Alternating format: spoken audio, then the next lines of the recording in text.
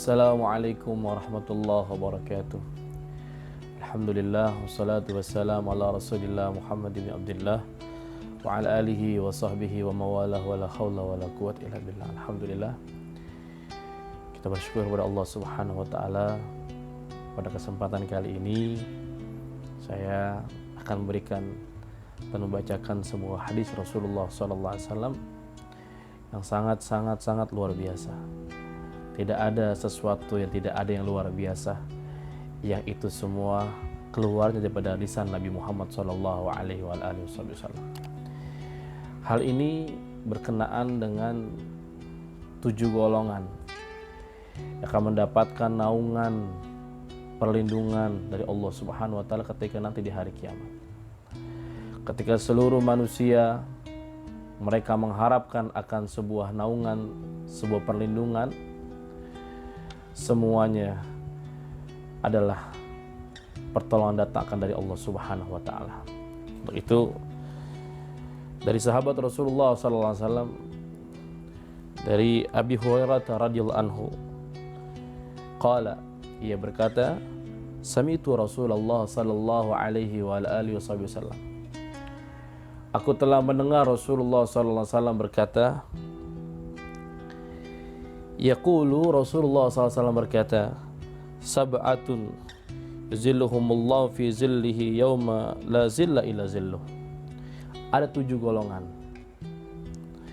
yang nanti mereka akan mendapatkan naungan, ya, di mana hari tersebut tidak ada naungan perlindungan kecuali dari Allah Subhanahu wa taala, kecuali itu adalah perlindungan dari Allah Subhanahu wa taala. Yang pertama adalah yang ke-7, Rasulullah SAW mengatakan al-imamul adil, adalah pemimpin yang adil.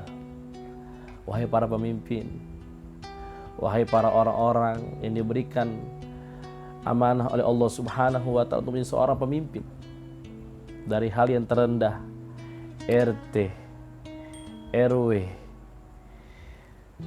lurah, camat, wali kota, gubernur, sampai kepada presiden, sampai kepada para raja yang dianggap sebuah pemimpin oleh masyarakatnya, oleh rakyatnya. Ketahuilah bahwasanya jikalau engkau menjadi pemimpin yang adil, yang amanah, bahwasanya Rasulullah SAW mengatakan hadis ini di antara 7 golongan yang pertama kali akan mendapatkan daripada naungan di hari kiamat, daripada naungan Allah Subhanahu wa taala. Semua manusia mereka berpencar, berlarian mencari pertolongan, perlindungan di hari kiamat. Tidak ada naungan kecuali dengan Allah Subhanahu wa taala. Dan Rasulullah SAW mengatakan yang paling pertama, yang paling awal yang mendapatkan pertolongan ini, perlindungan ini adalah al-imamul adil.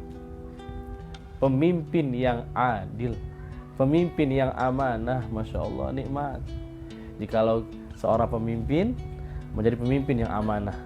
Orang tersebut akan mendapatkan naungan nanti di hari kiamat, akan naungan dari Allah Subhanahu wa taala. Mudah-mudahan ya, saya doakan semuanya yang menjadi seorang pemimpin, terlebih-lebih pemimpin rumah tangga awalnya, sampai terlebih-lebih sampai yang pada tingkat yang teratas, ya, mudah-mudahan insya Allah menjadi amanah, pemimpin yang adil. Al-adlu mahallu syai' fi mahalli, menempatkan sesuatu pada tempatnya. Itulah seorang yang adil, yang selalu membela rakyatnya, yang selalu melindungi rakyatnya, yang selalu memberikan sebuah kenyamanan, ketentraman kepada rakyatnya. Pemimpin seperti ini adalah pemimpin yang pertama kali akan dilindungi oleh Allah Subhanahu wa taala, yang sangat dicintai oleh Nabi Muhammad SAW. Dan yang kedua adalah wasyabun nasya'a fi ibadatillahi azza wa jalla, seorang pemuda yang tumbuh dalam keadaan beribadah kepada Allah Subhanahu wa taala. Sangat luar biasa pemuda. Jarang sekali pemuda yang mereka hari-hari waktu masa mudanya dijadikan untuk beribadah kepada Allah Subhanahu wa taala. Akan tetapi kelebihan, fadilah, manfaat seorang pemuda yang hidupnya, yang masa waktu mudanya digunakan ibadah kepada Allah Subhanahu wa taala, pemuda tersebut akan mendapatkan perlindungan naungan di hari kiamat yang diberikan oleh Allah Subhanahu wa taala. Untuk itu wahai para pemuda, wahai para harapan bangsa, wahai para pemuda yang kalian itu sebagai salah satu harapan agamanya Allah Subhanahu wa taala, yang adanya kekuatan, yang kalian adalah sebagai salah satu spirit, sebagai seorang pemuda yang mempunyai kesehatan, kebugaran, jasad yang luar biasa.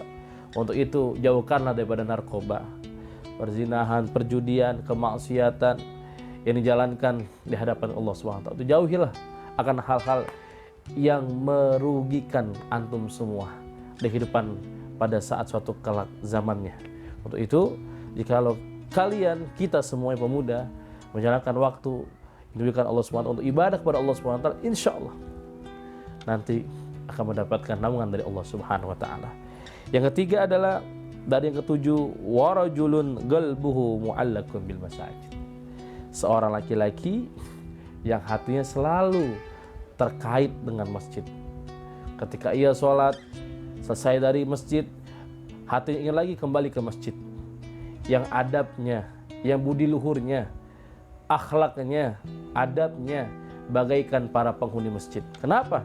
Mereka adalah orang-orang yang hatinya bergantungan kepada Allah Subhanahu wa taala. Untuk itu ada sebuah makalah mengatakan al-mu'min fil masjid kasamak fil bahri wal munafik fil masjid kattayr fil qafas.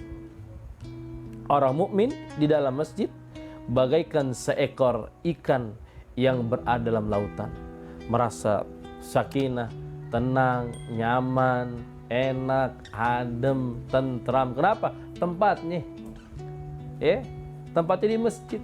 Orang mukmin di masjid girang, alhamdulillah. Laisa kal munafik, al munafik fil masjid kattayr fil qafas. Orang munafik di masjid bagaikan burung yang dalam sangkar, burung yang dikandangin. Udah buru-buru mau keluar aja itu burung, nggak betah.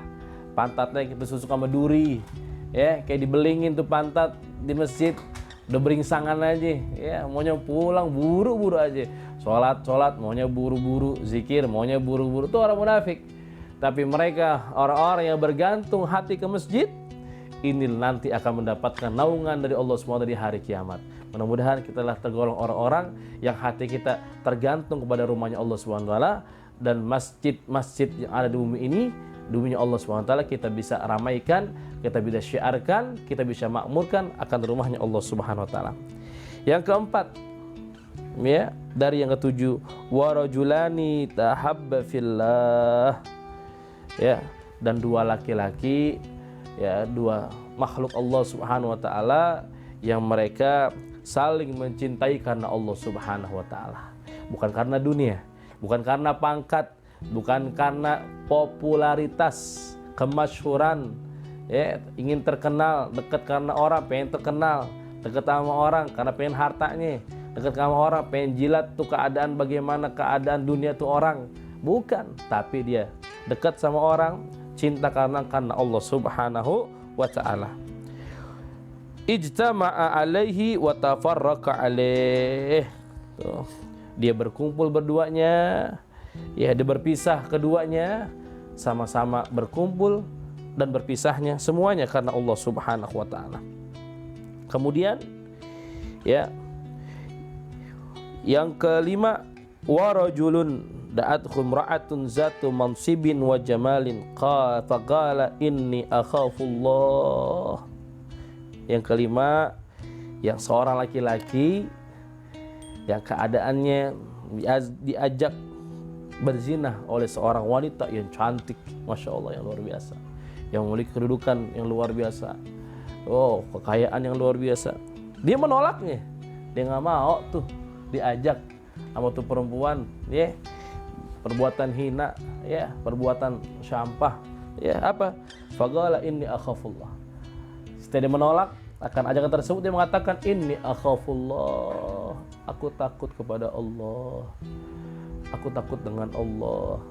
Allah melihatku, Allah memperhatikanku. Kenapa? Hatinya tuh laki-laki sudah bergantung kepada Allah Subhanahu wa taala. Nih, model-model laki-laki begini, nanti di hari kiamat akan mendapatkan naungan pelindungan dari Allah Subhanahu wa taala. Dan yang keenam hadirin, ya, wa rajulun tasaddaqa bi sadaqatin fa akhfaha hatta la ta'lamu shimaluhu wa ma tunfiqu yaminuhu.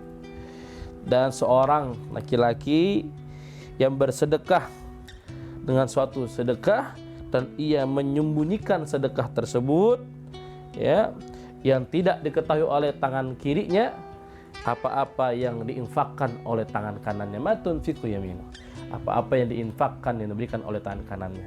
Oh, luar biasa sedekah, masya Allah. Ya, sedekah nambah umur, sedekah nambah rizki, nggak ada yang berkurang. Harta yang disedekahin yazdat, nambah. Ya, secara kelihatannya, ya, harta disedekahin 10, disedekahin 3 atau 5, jadi kurang 5, padahal hakikatnya bakalan nambah dan terus bertambah. Ya, sebagaimana di hadis lain Rasulullah SAW mengatakan, da'u mardakum bisadaqah, obatilah penyakit kalian dengan sedekah. Ya, ini tangan jangan pelit. Ya, al yadul ulya khairun min yadis sufla, tangan di atas lebih baik daripada tangan yang di bawah. Ya, jangan minta mulu, ngasih, beri.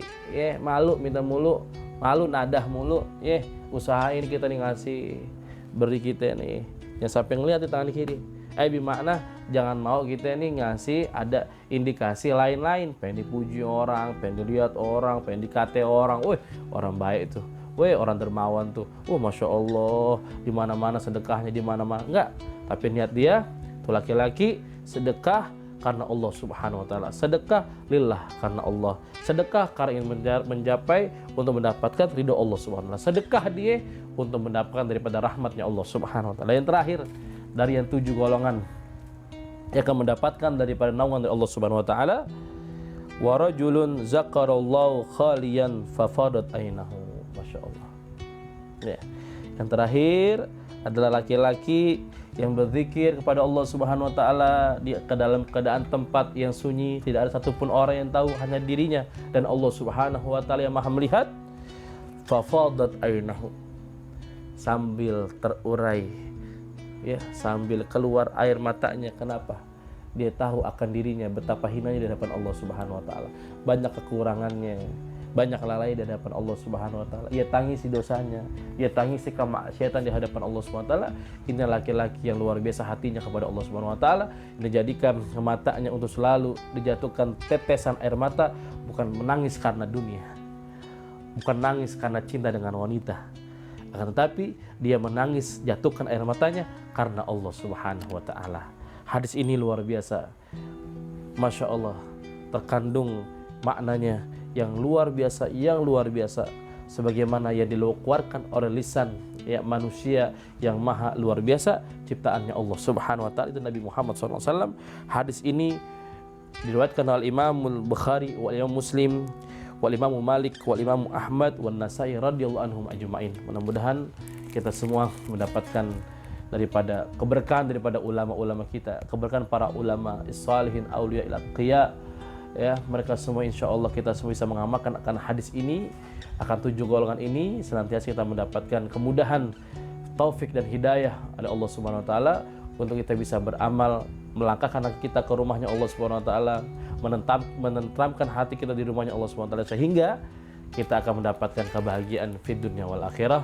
Wallahu muwaffiq ila aqwamit thariq. Wassalamualaikum warahmatullahi wabarakatuh.